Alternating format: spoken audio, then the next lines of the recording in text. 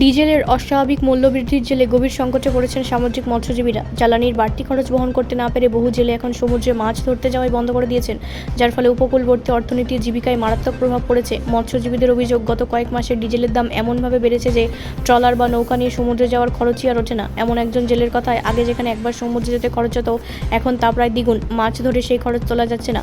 বিশেষ করে অন্যান্য উপকূলবর্তী অঞ্চলে পরিস্থিতি সবচেয়ে গুরুতর। বহু ট্রলার এখন ঘাটেই পড়ে রয়েছে।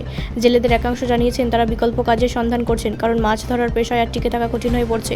এই পরিস্থিতিতে মাছের সরবরাহ কমে যাওয়ায় বাজারে দামও বাড়তে শুরু করেছে, ফলে সাধারণ ভোক্তার উপরে প্রভাব পড়ছে।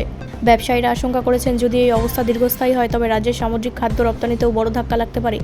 অর্থনীতিবিদদের মতে, জ্বালানির মূল্যবৃদ্ধি সরাসরি উৎপাদন খরচ বাড়িয়ে দেয়, যার প্রভাব পড়ে পুরো সরবরাহ শৃঙ্খলে।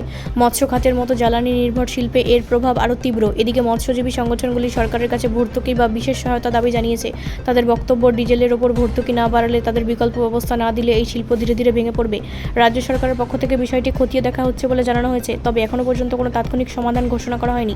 ফলে অনিশ্চয়তার মধ্যে দিন কাটাচ্ছেন হাজার হাজার মৎস্যজীবী পরিবার। এই সংকট শুধু একটি পেশার সমস্যা নয়, বরং উপকূলবর্তী সমাজে অর্থনীতির ওপর এক গভীর ছায়া ফেলেছে। ব্যুরো রিপোর্ট, রাষ্ট্রীয় প্রসার বাংলা।